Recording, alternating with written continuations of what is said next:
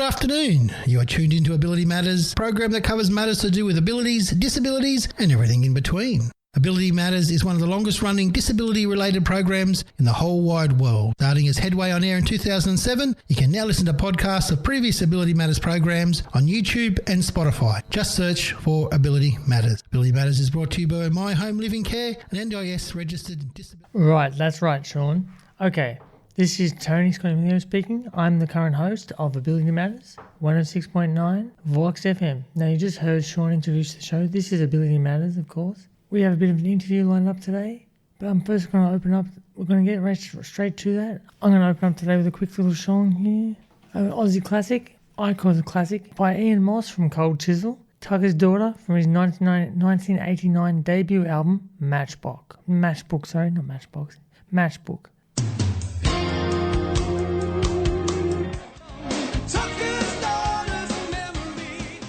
Rightio, that was just Ian Moss from Cold Chisel with Tugger's Daughter from 1989 debut album, Matchbook.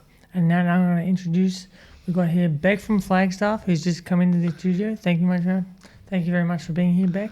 No worries. How you going today, Tony? Pretty good so far, I think, or I hope so. Yeah. And we also have a studio interviewee, Jodie from Inspiring Positivity. I was about to say impulsive positivity. You're right. Impulsive could be fun. Impulsive positivity. It's an angle, Tony. Yeah, lovely. It's a new one. I haven't heard that before. Yes, thank you for coming in and speaking with us today, Jodie. Really do appreciate it. Thanks, Bec. It's great to be here, and it's awesome to see what you guys are creating. I'm excited to see where we go today. You never know. I'll take you down to the abyss. No. So Jodie, as Tony mentioned, has a company called Inspiring Positivity, and you focus on mental health and well-being. Could have been known as just IP from now on. I don't know. IP, yeah. Well, that might be computer. I don't know. Acronyms, everything's just acronyms. Yeah, it is. It's all about helping people to develop positive mental health. I think so much of what we think about mental health seems to have a negative bias to it. Often people talk about mental health when they're already struggling, or maybe they have an experience of anxiety or depression. But mental health can be positive, and we can be proactive about it. So, yeah, it's a different approach. Awesome. Well, that's actually what my first question was. What is positive mental health? Because we hear so much about mental health these days, so I suppose, is it a particular way of reframing your thoughts, or how particularly what is positive mental health? Yeah, and I guess reframing, it really does reframe what we think of as mental health. Most people think of mental health as something that I do when I'm already stressed or already struggling, but positive mental health is understanding that we can build the skills and we can build a mindset to actually learn how to cope more effectively, even with day-to-day things. Even before struggle comes along, we can build the resources and capacity to manage everything a little bit better. So I guess if you think about traditional psychology as a focus really on understanding, diagnosing, and then treating mental illness, positive mental health is about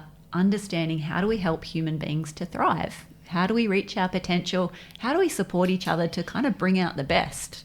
Yeah, so I suppose, because I hear all these things about practicing gratitude, journaling and all that. So are they some of the tools that people use?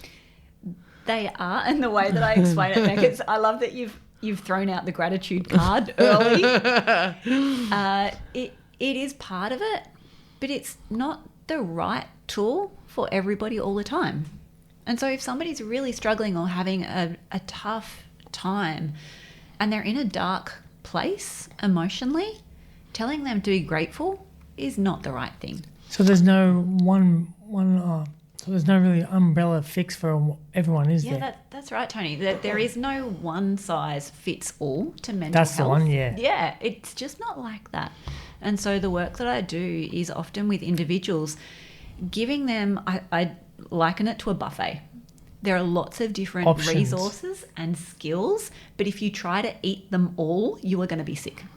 And then you're going to undo it and you're going to make everything worse. I don't know about the whole sick thing. I've seen some people at the buffets, they go pretty hard. That's right. Yeah. I remember The first thing that came into my head there was that movie Fun with Dick and Jane, where they've got no money and so that they all have to eat this massive plate that he's got from the buffet. It's about half a metre high. They're all like, oh, no. Yeah. Getting into it. And we know, right, it doesn't end well. No. And so the idea of positive mental health is understanding that there are so many tools and resources, and there's a lot of evidence-based science behind what we can do to support our mental health and be proactive in building it. But it really is finding the right thing for the right person at the right time. So, like, and I'm just going to go with an example here. So, like, if you're a metalhead and you really like heavy metal music, that might be better for you than playing some soft, bubbling brooks. Absolutely.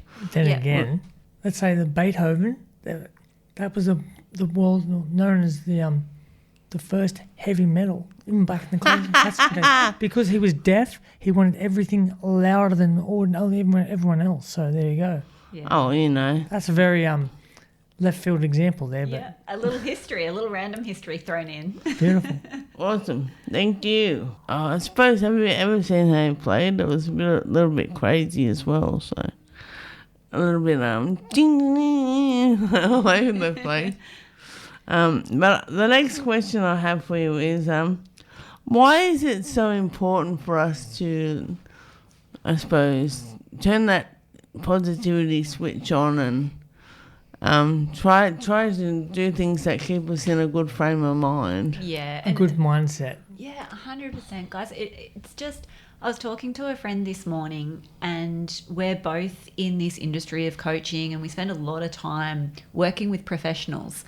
And we both clocked that we've got over 20 years experience. The last 2 years, life has gotten harder and heavier and more complex and more intense for everybody. So, even 5 years ago, some people might be stressed and burned out. Now it feels like most people are stressed and burned out. And everybody is feeling this tension of not coping. And if I don't have capacity to hold myself together, then I'm going to be leaning on other people. But if other people don't have the capacity to hold themselves together, all of a sudden work gets hard, families get hard, school, all of the things start to feel harder. So is it kind of like the throw the rock in the pond, the ripple thing? Yes. Ripple it is. effect, yes. It's exactly that, Bec. It's the ripple effect, but it's understanding in terms of mental health, we can only start with us.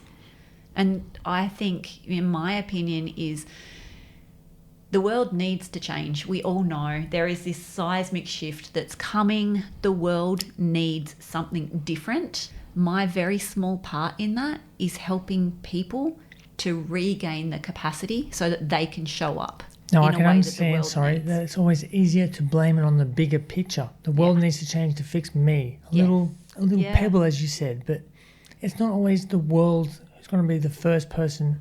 Sorry, the right thing has to change to fix myself. Yeah. It's got to start with yourself, yes? 100%. And it starts with our mental health. It has to, because when we feel good in ourselves, then The world feels better. but we've got the capacity to care. We're a Yes. little bit more mindful. We're a little Empathy. bit more compassionate. We're a little bit slower in how we react to things, but we're also more likely to go for a walk, to phone a friend, to check in on somebody. That's because we're thinking about everything that could come back to impact upon us, ourselves. Yeah. I'm just speaking from a little bit, not saying personal insight here, but what I know and I have seen in other people in similar situations. Yeah, when we feel good, it's easier to do good for ourselves and others. That was you just summed up everything I wanted to say in one line there. Quite When profound. we feel good, what was it again? When we feel good, we do good. Yeah, it's so simple, right? There it is. There's your Short and sweet. Beautiful. You're welcome. This is the difference between a professional talking and someone who likes to think he knows what he's talking Having about. a go. Yeah, Having a go. Have a go. That's right. Yes. No worries. Let's just clock though, Tony, you're in front of all of the buttons, of which I have no idea what any of them do. So Bright lights and shiny. So you have some control, mate. yeah, I'm a little bit in awe at the moment at how you're running the show. So All I'm doing is plain and simple. I put the mouse next to the bright light and hit the click button. So that's it. And on that note, I think I'll just play another song now. I've got lined up next is we all know the movie Pulp Fiction, I hope. Well, this is a song that I first heard in the movie Pulp Fiction in 1994. But it's not a 1994 song. It's actually a 1966 song called Flowers in the Wall by the Statler Brothers. Featured in the Pulp Fiction film and the soundtrack, I believe. So here we go. Lovely. I've nothing to do. Yes, there we go. Now I just want to have one little quick reference to that song just then. The thing I remember it know what was for, to that one little line then, smoking cigarettes and watching Captain Kangaroo. But it said slower, smoking cigarettes and watching Captain Kangaroo. Yeah. Well, obviously I can't sing, there you go. Go you, Tony. Yeah, I've done that once and I was a bit like, what? I just sung on the radio. Now get right back to it between Bec and Jodie. From Positivity, wasn't it? Or Inspiring Positivity. Close. You got one. Yeah, half. 50-50. Good. it could even be imperfect positivity. Oh, That's it a fun should take be. on it. Should be. Yeah. Yeah. Because it is imperfect, right? We can't be positive all the time. Oh. That's not the... Positively imperfect. Yeah. I like to, I say that I'm perfectly imperfect. I'm going to play on words for a little bit now, but yeah, let's just go with it currently. Inspiring Positivity and continue on with the interview. Sorry. Yeah, Yes. you're right. So I'm interested to know, Jodie, that you talk about this negativity bias. What is that, and is it important for someone living with a disability day to day? Is it going to impact on their thoughts? Yeah, thanks, Bec. So let me just take a minute to explain what the negativity bias is. So our brain pays 3 times more attention to a negative emotion, so something that we're feeling, or a negative event, something that's happening around us, than it does to a positive one. So if you think about walking through the bush, and imagine we're walking through the bush together, and we see a beautiful river, and there's some flowers by the side of the river, and there's a sound of laughter because you and I are having a good old chuckle about something, right? So there's 3 positives back, and we're experiencing them together. But then a snake crosses our path, and it's a big brown snake. Our brain instantly... And scares you half to death? Literally, right? So our brain instantly does this thing with the negativity bias where it deletes, distorts, or it generalizes the positives. They're gone. Makes them easily cast aside in your head, yes? Literally cast aside in your head. And so what our brain does is it's hyper-focused then on the negative, which is the snake. So our ancestors survived because they had this hypervigilance of negative events and negative emotions. When we focused on them, we regained the capacity to survive because we could see the threat coming. So our brain is always doing this in the background. But the problem is now it's not snakes and tigers. It's actually emails and phone calls and, soccer afternoons. And other... All them Various lovely stuff. kid things that turns you into the taxi. Yeah. Or it's other things you might see on the news or maybe hear on the radio. Not saying that we got bad news here, but yeah, here we go. Well, not on Vox. Depends what channel you're watching. Well, not on the Exactly. radio, but... Yes. But you're right, Tony, like the world right now, all you have to do is turn on the radio and you are literally bombarded with bad news stories. And so if my brain takes them and it pays 3 times more attention to them than it does to actually, the good things in my life, the fact that I have food in my fridge or I can turn a tap on and there's running water, all of those really simple positives that we actually take for granted, my brain has distorted or deleted them and it just pays attention to the negatives. And that leaves a lot of people a lot of the time feeling overwhelmed Yeah, so I suppose in a way it would be a little bit more heightened and brought to the forefront if you're dealing with something day in, day out and having to focus on all them things that you have to do for whatever condition you may have. Yeah. And then If you're living with a disability and you don't know that your brain is constantly doing this, it makes it twice as hard. And what I've seen is people can start to blame themselves because they can't do things, or because they get exhausted easily, or because it feels hard. In the reality, your brain is taking that thing that's really hard for you, and it is genuinely harder for you than it is for a lot of other people, but it's doubling down on that and making it feel worse even. And that's exhausting. it's like hyper-awareness or something. Yeah, well, your brain becomes hyper-vigilant on your problems, on your challenges, on what's not going right in your world. But that hyper-vigilance means that when something bad happens or when we feel something bad, our brain literally blows that up. And then it's like a snowball. It kind of keeps gathering momentum. Explodes it, yeah? Yeah, and it feels worse. And then we think about it more, and then it feels worse, and then we think about it more. Oh, it's like a little cycle there. You get stuck in where you're like constantly replaying it in your head, but it's making you feel worse and worse about what the situation is. Yeah, and we'll call that a negativity spiral, Bec. And we all know how that goes, right? When you feel bad, so I talked before, when you feel good, you do good. Yep. When you feel bad, guess what? Most of the times you can't do things that are good for you or good for other people because you're busy just protecting yourself.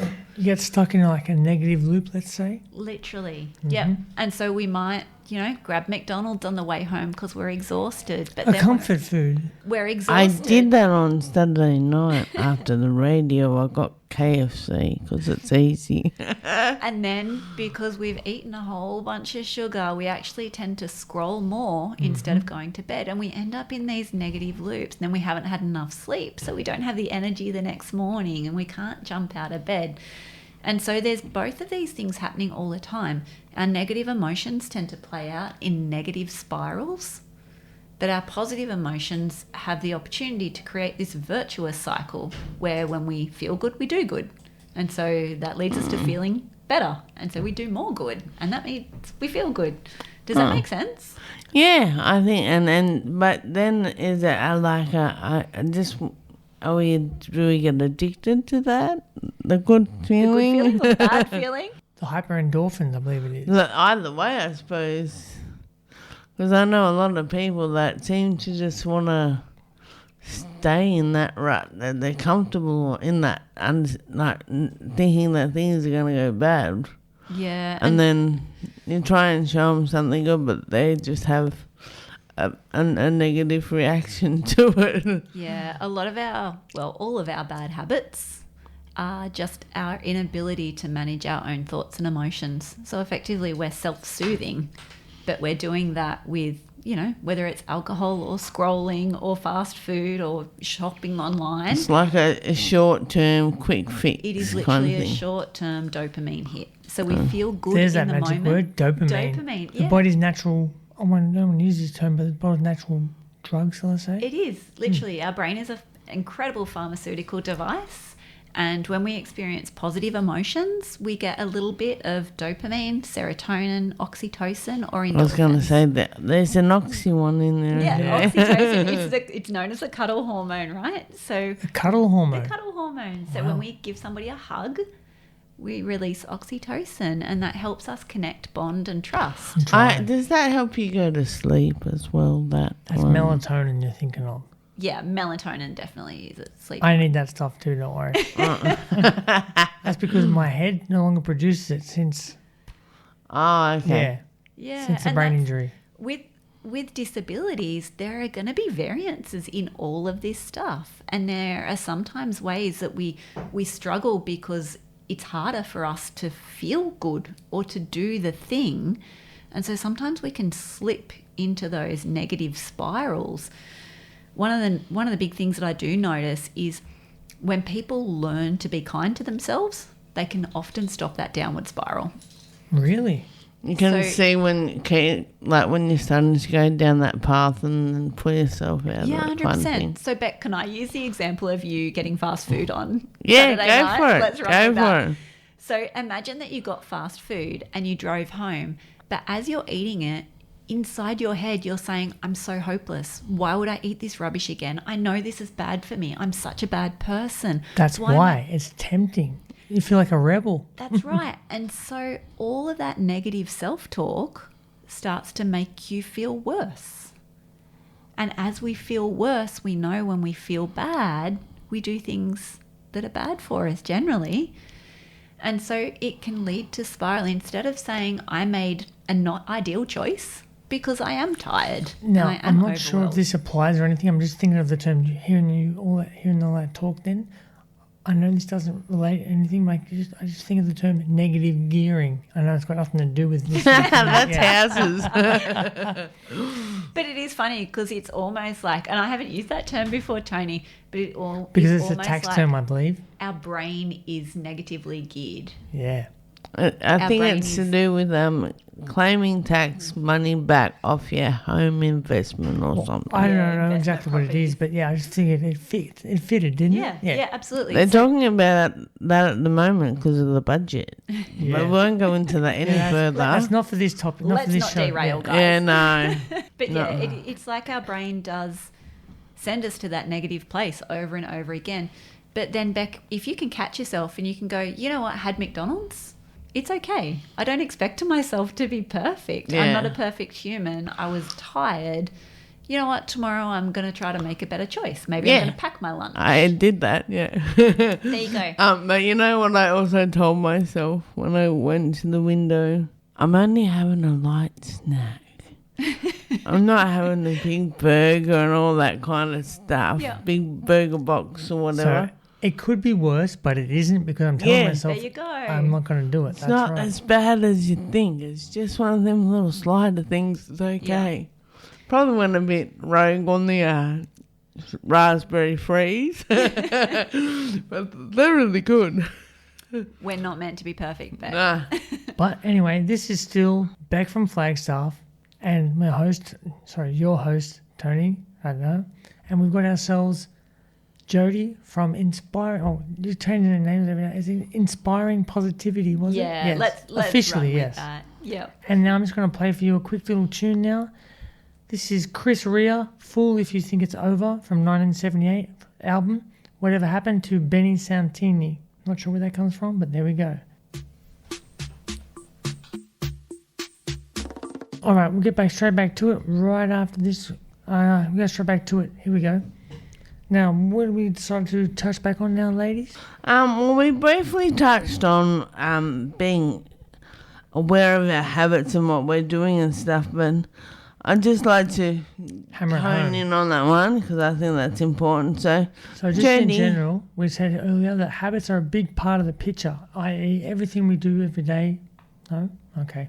That's the question. Sorry. Never mind. Sorry, I It's jumped okay. ahead. It's all good. So when we talked about different things that we might do, like scrolling and things like that, they're all habits. So they're a big part of the picture.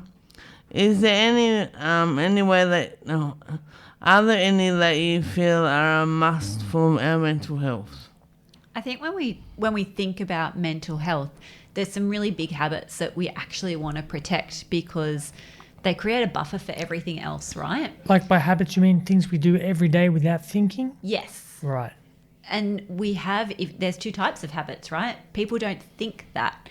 The involuntary ones? Well, no, habits. So our habits generally are involuntary. They're things that become automatic for us. So we have habits like brushing our teeth. Yes.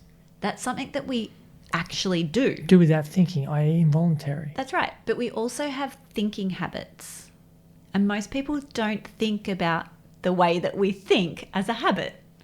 But it's actually a habit. You guys know some people, when you spend time with them, they have a habit of complaining or whinging or moaning. About whatever they can. Finding the most mundane in everything. Yeah, and there are other people that you spend time with that have a habit of always complimenting you and trying to lift you up and support you.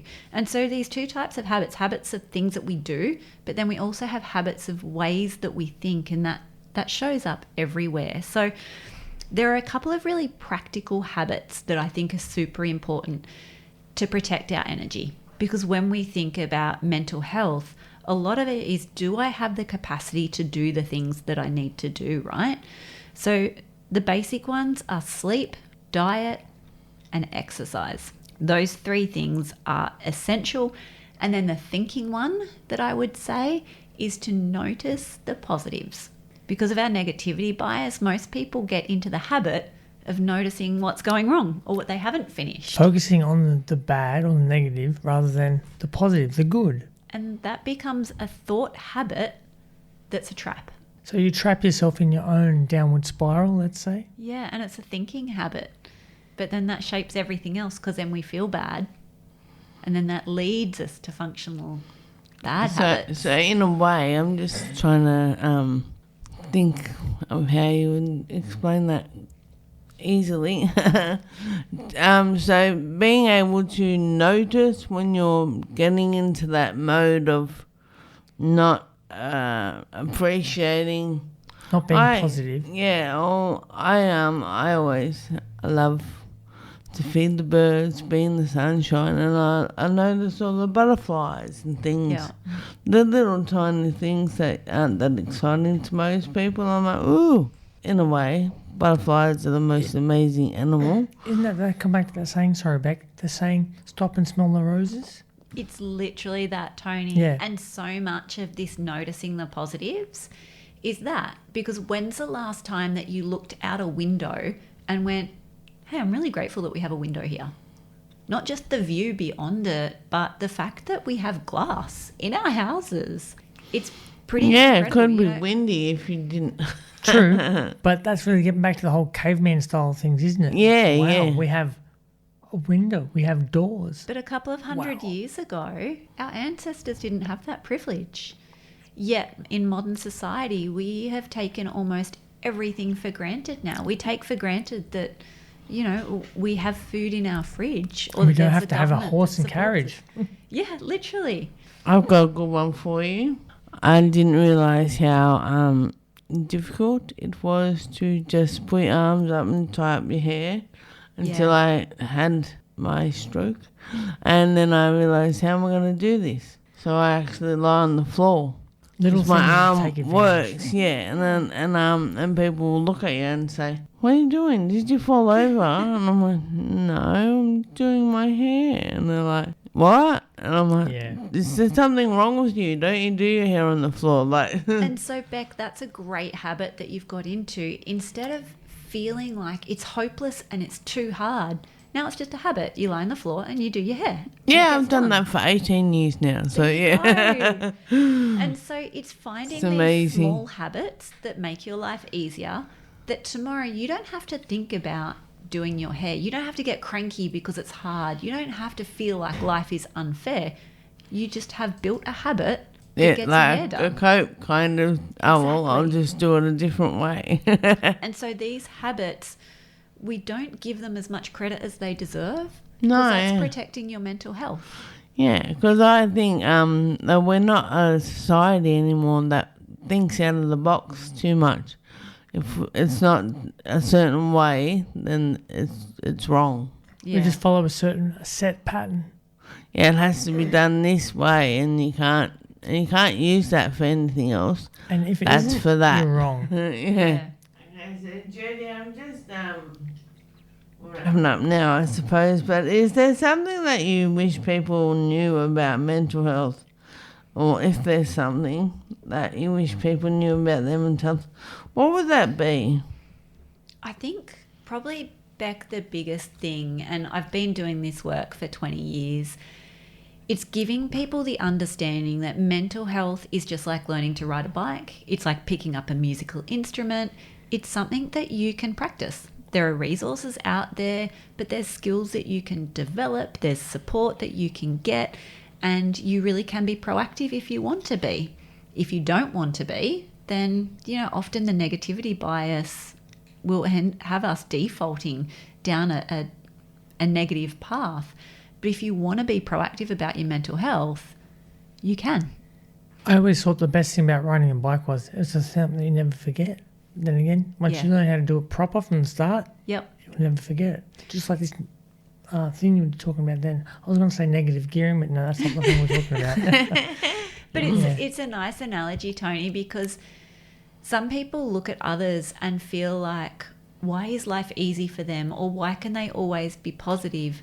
And it's a bit like, well, I guess their parents taught them how to ride a bike early. Why is it so simple for everyone else? But And some people grow up in families where it's normal to communicate well. They might grow up in families where their parents always pointed out what works. They might have grown up in families where it's accepted to get things wrong and to fail and to, skin your knees and keep learning and growing. And that's much more important than being perfect. Just like, sorry, I'm just thinking my own analogy now.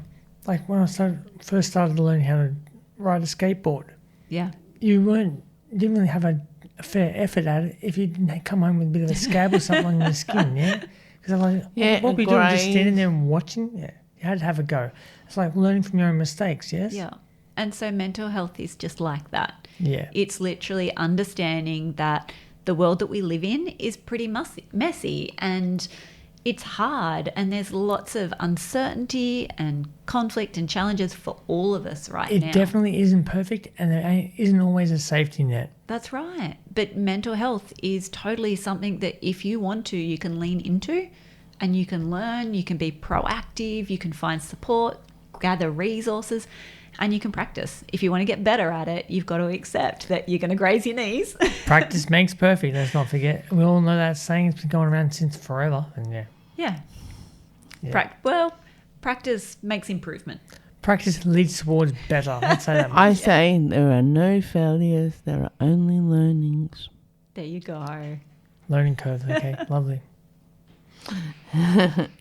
Okay, so my last one for you, Jodie, is how can people get in touch with you to find out more about what you do? Yeah, thanks, Bec. I've got a website. It's jodiecooper.com.au. There's lots of information on there, but there is a free download, which is about strengthening your mental health. And that's just a simple 5-page PDF where people can get a quick overview of what I've called the 5 C's of positive mental health. So we cover a little bit of confidence, capacity, connection, clarity, and then contribution. So they're all the things that when we think about positive mental health, it's what we're working towards and aiming for. So that download's a great place to start. No worries. So on that website, if people aren't able to get on internet or something, that haven't got a phone, haven't got a computer, you can always go down to a local library or community centre, and someone there will be able to help you to get onto that as well. And I'm pretty sure I've looked at it before, your website, and it's also got a contact number to get in touch with you as well. So up to you if you want to say that or not. Yeah. But you can always get in touch with Jodie if you would like to find out more about her workshops or some of the work that she does, helping people along with their own well-being journey, I suppose is the way to say that. Yeah. Everyone's going to go at different paces and enjoy different things. And that's right, Bec. Everybody has a different starting point, and particularly people with disabilities are facing different challenges. But it would be really ignorant of us to assume that other people don't have challenges as well. Definitely, I think Everybody's got challenges. So in life, right now I've got teenagers and I adore them. They're fabulous human beings, but they come with their own challenges. And other people might be facing, it might be homelessness or it might be a job insecurity.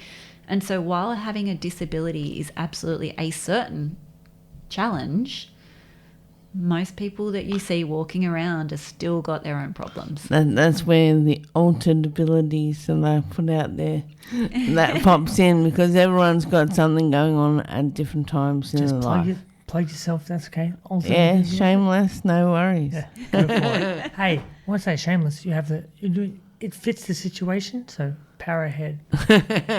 No, yeah, but I just think that's something everybody can be part of. We can all be included in that. Instead of having segregations, we all have something that's altered, and we all find our own way to get through that. Yeah, absolutely. Wonderful. Okay, well, Thank you so much for being on the program today, Jodie. We really appreciate it. We'll have you again in a couple of months if you want to we'll have get you back for a on. catch up. That would be great. And thanks, Bec and Tony, for having me. It's nice. It's a fun banter between us. Absolute pleasure.